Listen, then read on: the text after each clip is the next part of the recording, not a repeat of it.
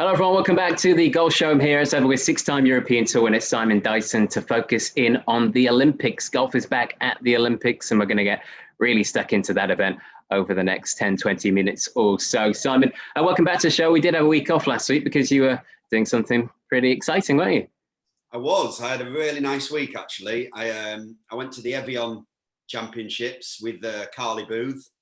Did a little bit of work with her on a game and caddied for her as well. So got to kind of see a whole new perspective, whole new dimension of tournament golf. Because normally I'm just used to having played them, whereas I was kind of on the other side of it this week. But it was such an amazing experience. I loved every minute of it. Have you got a newfound respect for caddies now? Yeah, I mean, they do a fantastic job. They really do. You know, if you get a good one, they're worth the weight in gold. And you know, I think I did all right. I think you'll have to ask Carly that one, but you know, I didn't pull any dodgy yardages or anything like that, and we worked out our strategy. And do you know what? She played really nice. You could tell she's come from a long layoff. She had shoulder surgery. It's only like a fourth or fifth week back, so the game was there, but there was just a couple of little unforced errors that crept in. But that's just game time, you know, and that will come. But she played really nice, and she should have made the cut, really. But, you know, she's trending in the right direction. What was it like being in that environment again, a major championship? It was great. I mean, there was a buzz about the place. You know, it was nice to see there was a lot of old caddies from the European Tour who now caddy on the LPGA Tour. So it was nice to see a lot of those. One of my old caddies, Johnny Scott, he was there. So I spent a lot of time with him, and yeah, it was just a really nice atmosphere, and it's an absolutely stunning place, is Evian. Really highly recommend it to anybody who fancies a nice long weekend away somewhere. Yeah, good winner there in Minjee Lee as well, getting her first major championship. We had another major, the Senior Open as well. Stephen Dodd getting his first major as well. And of course, we had wins on the PGA Tour for Cameron Champ, who landed at a big price. I know he's been one of your selections prior. And of course, on the European Tour, Nacho Elvira getting his first win, a long-awaited first win. So it's a good week. But would you have had any other winners, Simon? Doddy, I probably wouldn't have picked. I'd have gone for someone like Darren Clark. He came close. He did come close, finished third. Nacho, I've picked him a couple of times. I always expected him to break through at some point. So it was great to see him win. Really good player, good, solid player. But yeah, I think out of them all, Nacho would have been my closest call. But great to see Doddy win again. You know, absolute ball striker, that boy. Just pure natural talent. You know, he used to turn up to tournaments having had 5 weeks off and get on the first tee and just flush it. You know, he was one of those players that never really had to work hard at his game. So great to see him win a big tournament like that. I think he got in late, maybe as an alternate last week, and basically said he just wanted to make sure that he didn't disgrace himself, and he certainly did that going on to win the tournament. So well done to him. Right, let's try and find a winner then, shall we, of the gold medal this week, because as I say, Olympics is back. It made its return to the Olympics golf back in 2016 after a 112-year absence. And of course, it was Justin Rose pipping good mate Henrik Stenson to the gold medal in Rio. What were your memories of that, Simon? Do you remember at the time, a lot of players weren't quite sure about attending and weren't sure about it being in the Olympics, but it went really well in the end, didn't it? It went so well, and it's great to see it. You know, it brings a whole new dimension into golf. You know, we've got all these other little things like the Ryder Cup and the President's Trophy and things like that, but to bring golf back into the Olympics was great. And, you know, they're not playing for money, they're playing for pride, and they want that gold medal. I mean, you ask Justin Rose, that gold medal will be up there with his major, guaranteed. And, you know, it's every 4 years, you know, and it will give the golfers a newfound respect for what the Olympians go through for them 4 years of training, preparing themselves for this one event. I mean, I don't know whether I could do it. To be an Olympian, you dedicate your 4 years to the next Olympics. I mean, it must be brutal, but, you know, the reward at the end of it is that gold medal, and that's what everybody craves. Yeah, and I think it'll get more and more prestigious, won't it, as the years go by and we keep on getting these great winners, because Justin Rose certainly helped winning the tournament last time, boosted the event in terms of prestige, and we got some great players this year as well. And I know it's not great in terms of the schedule because you got all the majors and the Ryder Cup, but I'm sure it'll continue to grow and grow. Yeah, I genuinely believe it will. You're seeing a lot more of the top players playing it this year. Obviously, DeChambeau and Rahm are going to be missed because they will have been two of the highly fancied players, but because they've tested positive, they can't go. And with it being such a small field, a lot of these guys will be going there thinking there's probably only 6 or 8 players to beat. So, because you get all these other countries and there'll be a lot lower down golfers. So the standard will be stacked very top heavy. And, the 3 picks I've gone for, are 3 very good golfers. I don't think you're going to find somebody from a lesser known country winning a tournament like this. You're going to see some of the big boys. Okay, let's talk about some of the storylines going into the event. You mentioned one of them, of course, the positive COVID tests for Bryson DeChambeau and Jon Rahm. Poor Jon Rahm, it's happened twice to him now. It didn't win that tournament just before the US Open, of course. Thankfully here at Betfred, we paid out when he was 6 shots clear going into the final round of the Memorial, and thankfully went on to win the US Open. But it's happened to him again, and Bryson DeChambeau, and I was very excited to represent the US and go play as well. We know it's something that can happen, but in particular in Rahm's case, it's a freak incident, isn't it, to happen once again? Yeah, it's quite strange that, isn't it, that he's tested positive again, not long after his first positive test. So that's kind of a strange one, that. But I think they'll be absolutely gutted that they're not getting to represent the country. To represent your country in anything, any shape, way, shape or form is a massive honour. And there's no bigger one to represent them in the Olympics. So I think they'll be absolutely gutted, both of them. And they'll be missed because they're 2 massive draws to the championship. And, like I said, they will have been 2 of the favourites. So I'm not sure a lot of the other guys will be too disappointed, if I'm honest. You look at Jon Rahm's form, he would have definitely been favourite. So the fact that he's not playing, it opens the door to a lot of other guys. Okay, let's talk about one of the others who will be one that everyone will be focusing on this week, and that is Hideki Matsuyama, the Masters champion, of course, because he is playing at home in Japan, trying to win gold. And, well, he won the Japan Junior and the Asia Pacific Amateur, both at this club. The latter was at the sister course, the West course. We're playing the East course this week, but he's already got great experience. Can he handle the pressure of playing at home and trying to win the gold? I guess that's a big question this week. Yeah, it is. And we don't know what crowds are going to be like. I know they're not having, many in the stadiums. So to have Matsuyama representing his country in his home country, the crowds would have been something like a phenomenon. It'd have been like Tiger back in the day, the crowds, I reckon. So that might actually help him, the fact that the crowds aren't going to be there. So it kind of just lets him get on with it. But what an occasion for the lad. He'll savour every minute of it, and he will be the most talked about player in this tournament in Japan. Let's talk about the 2 South Koreans in the field as well, Simon, Sung Jae-im and Siwoo Kim, because they're hoping to avoid 18 months of military service, mandatory military service in South Korea, and they'll only get to do that if they win a medal of any kind. So that's quite the incentive. It's quite the pressure on them as well. It's a golden opportunity, pardon the pun, them to try and avoid that and continue their golf career. I mean, what an incentive, though. It's something that we don't experience here anymore, military service. So the fact that they've got an opportunity to kind of carry on with their lives and carry on with their careers and not have to take 18 months out is a huge incentive. And, I'm sure they'll both be trying the hardest. Yeah, again, it's whether it goes the other way, isn't it? Whether the pressure's too much and that they're focusing on that, or whether they see it as such a motivation that helps them to go on and win. Let's talk about some of the British and Irish players as well before we get to the course and your picks. Rory McIlroy's here, Shane Lowry's here as well. You've also got Paul Casey and Tommy Fleetwood. I think the latter 2 and Larry seem to be a bit more happier than attending the event than McIlroy, who's not, of course, been too happy in the press about competing. Of course, he missed it 5 years ago as well. So it's interesting to see how well he'll do this week. Yeah, it's very interesting. I think, when it comes to something like that, like the Olympics, if you can't get up for the Olympics, then for me, there's something wrong.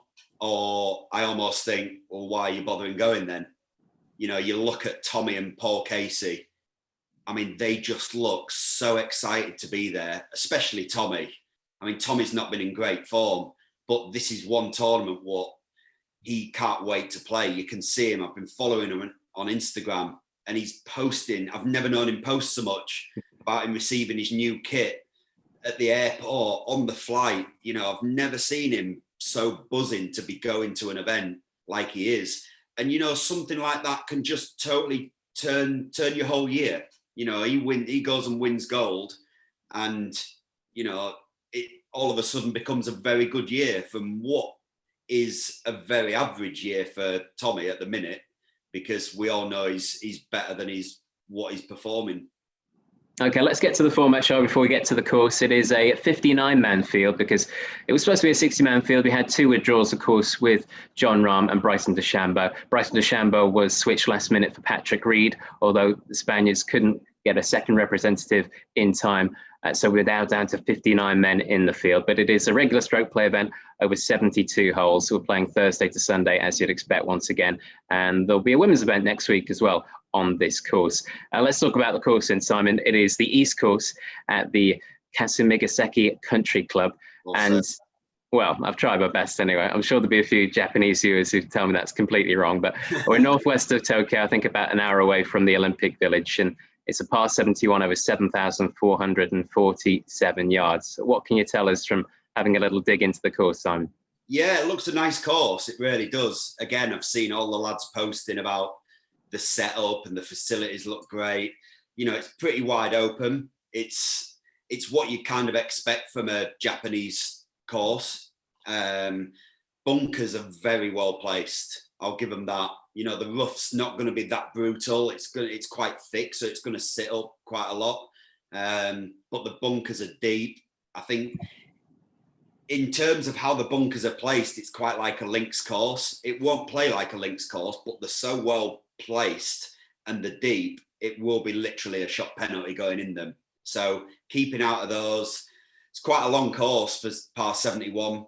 You're going to want somebody who's quite a long hitter. The greens look pure as well. Again, I've been watching the lads roll in the putts. They look pure. So someone who can, roll the ball nicely. I think there's, again, with the Olympics, you want a bit of a spectacle. You don't want it where level par wins a tournament. So you're going to get a low number winning this week. So you want somebody who can go low and make plenty of birdies. And let's just talk about the conditions as well, because I think it's a bit of a tropical season at the moment in Japan, lots of thunderstorms, and of course it'll be very hot and humid. The course may well be soft come Thursday too. Yeah, I mean, conditions playing out in Asia are so very different to playing in Europe. You've got your humidity, you've got the atmospherics, how the ball flies through it. If you've got a bit of wind, bit of rain, it's damp. It could play every inch of the 7,447 yards. So these are all factors that the caddies and the players will be working out before they go and play on Thursday. Okay, so what type of player are you going to look for this week? I want somebody who drives it long and straight, basically, kind of gets themselves set up for the approach shot. And again, you need somebody who can shoot low numbers. You really do. You're going to have to chuck in a couple of 65, 66s in there to win the gold medal this week. So quite attacking golf as well. I don't think it's a kind of strategy off the tee, but then kind of throwing darts at the pins. The course is going to be pretty soft. So it is going to be, it'll suit somebody who's done well in America, I think. Okay, well, with that in mind, this week I gave you the task of picking the 1, 2, 3 on the podium, the gold winner, the silver winner, and the bronze winner. So let's start off with the top prize. Who's going to win the gold medal this week, Simon? Top prize, gold medal, I'm going to go for Victor Hovland. love everything about this lad. Bombs it, great iron player, holds putts, goes low, won 5 weeks ago. You know, he's burst onto the scene. He can play all types of golf, finished 12th in the Open a few weeks ago. You know, he's just got it all. And, you know, I watched him come down the stretch in Munich and like, there's no backing off. You know, he's got a shot lead playing the last. He's hit the fairway, all the dangers around the green on the last, and he just pulls 3 wood and hits it middle of the green. You know, there's no fear in these lads now. So yeah, I've gone for Victor Hovland, gold medal winner. And I wonder if, having played the Open, finishing 12th and seeing Collin Morikawa win it, I wonder if there is a bit of rivalry between those lads who came through, because they're always being compared, aren't they, with Matthew Wolff as well? And I just wonder if maybe that'll spur him on even more. There will be big rivalry. There'll be a lot of respect, but there will be big rivalry as well. And, you know, sometimes it takes one of your friends winning to kind of give you that little bit of a, right, I need to reset. I need to go again. I need to go and win. And that could be the thing that, you know, spurs him on to getting that gold medal. Okay, a gold medal for Norway then, and Victor Hovland. Who's going to pick up the silver medal? So silver medal, I've gone for the South African Garrick Higgo. Again, very much like Victor Hovland, you know, young lad, bombs it, goes low. You know, he's won 3 times in the last 14 weeks. His form's gone off a little bit the last few weeks. But again, if the Olympics can't spur you on to kind of achieve what you want to achieve, greatness and things like that, then I don't know what will. And this might just be the little reset that he needs. A fresh tournament, totally brand new, not playing for any money. It's not even about the money. It's about that first place. So they won't be thinking, oh, I need to make the cut, or be nice if I finish top 5. Top 5, 4th gets you nothing. So it's literally, you know, just going for it. And he's a very attacking golfer. So, and I love watching him play. You know, he, like I say, typical South African, bombs it, great iron player, swings it lovely, and just has every attribute to do well. Yeah, we saw him go, didn't we, on the European Tour, the Canary Islands, winning 2 times in 3 weeks. And then, of course, he went over to the PGA and won on the PGA Tour very quickly as well. So he has no fear whatsoever in this new experience. I'm sure he'll relish. Yeah, absolutely. Because you think like how his season started, you know, he was kind of playing few here and a few there. And all of a sudden, now he's representing his country in the Olympics. It's a big, like, whirlwind of a, you know, last few months for him. So he's just got to remember all the things that he's been doing well over the last, you know, 4 months, and bring all those good memories back and try and take it out onto the course in Japan. Okay, gold medal then for Victor Hovland and Norway, silver medal for Garrick Higgo and South Africa. Who's going to be picking up the bronze medal? I'm going to go for GBR Paul Casey. It was close between Casey and Fleetwood, if I'm honest, but I just think Casey's form is better than Fleetwood's. Again, it's all the thing to do with the buzzing to be there. They are absolutely buzzing. So when you have that mentality and you're in that attitude of you're just grateful to be there representing your country, wonderful things can happen. And he's been playing nice. You know, he's had 3 top 7s in his last 5 events. He's just playing great golf. And again, he's one of those players that ticks every box, drives it long and straight, good iron player. And he's got that bulldog, you know, that grit between his teeth. And again, you're playing for top 3. Nothing else matters. Doesn't matter if you finish 4th or 59th. You know, it's the same. So when your back's against the wall and you kind of have to do something, and you have to finish top 3, your attitude's very different. And he's got as good an attitude as anybody.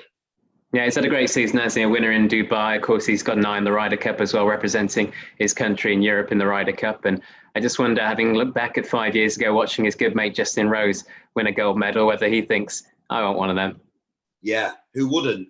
Who wouldn't want one of them? You'd do everything possible in your power to give yourself the best chance of winning that gold medal, because it's something nobody will ever take away from you. And in your lifetime, there's not going to be many gold winners, is there? So, you know, it's a massive, massive feather in your cap to win that gold medal. So, yeah, I've gone for Casey. I've gone for him in bronze, but I'd love to see him win gold. Yeah, no, of course, all your selections will be backed each way here at Betfred. So it's Victor Hovland, Garrick Higgo, and Paul Casey for you. And Victor Hovland is your best bet to win gold for Norway. Yes, 100%. I like my picks this week. Okay, should be fun watching it, although you have to get up pretty early, Simon. What time does it start? It's overnight. Oh, right, okay. Maybe an all-nighter on the Sunday. Yeah, absolutely. Why not? Why not? I'd like to watch it, actually. Especially, I'd like to see who wins the gold medal. I really would, because again, it's something that only comes every 4 years. Obviously, it's 5 years since the last one, but you know, it's rare. So you want to see history being made, and it will be this week. Last word on anyone that missed out. I know you mentioned Tommy Fleetwood. So you've also got Cameron Smith and Mark Lishan competing, the two Aussies who won the team event for you on the PGA Tour earlier this season. I thought you might go for them. Yeah, I just think if it was a team event, you know, I'd fancy them. Individually, I think there's other guys who've just got a little bit more on them this week. Justin Thomas, you know, somebody like him could do really well this week. Again, it's all that he's very passionate about his country. He loves America and he loves being American. So it's a huge thing. Again, he's been a bit like Tommy Fleetwood, been posting loads of things to do with the Olympics. So yeah, JT wasn't far away, and obviously Tommy Fleetwood wasn't far away either. Yeah, I must just mention the USA, of course, they are favourites for gold because they're the only side that have got 4 players entered in the men's event, and that's based on the world rankings. They've got 3 of the top 5, Thomas, Morikawa and Schauffele. And then you've got Patrick Reed coming in, Captain America, who'll be absolutely desperate to win a medal for the USA as well. So be no surprise to see the USA pick up a medal or maybe even gold. But we're going to go with Hovland, Higgo and Casey this week on the show. Thanks, Simon, for coming in and joining us once again after jet setting around Switzerland. That's it. It's a pleasure. Nice to be back. Okay, good stuff. And thank you for watching as well this week's golf show. Good luck if you're getting involved in the Olympics. It only happens every 4 years, every 5 this time, of course. So make sure you get involved and hopefully you can pick the gold medal winner. Get to betfred.com for all the latest odds and offers. Myself and Simon will be back next Monday, hopefully to celebrate winning gold for Team Norway.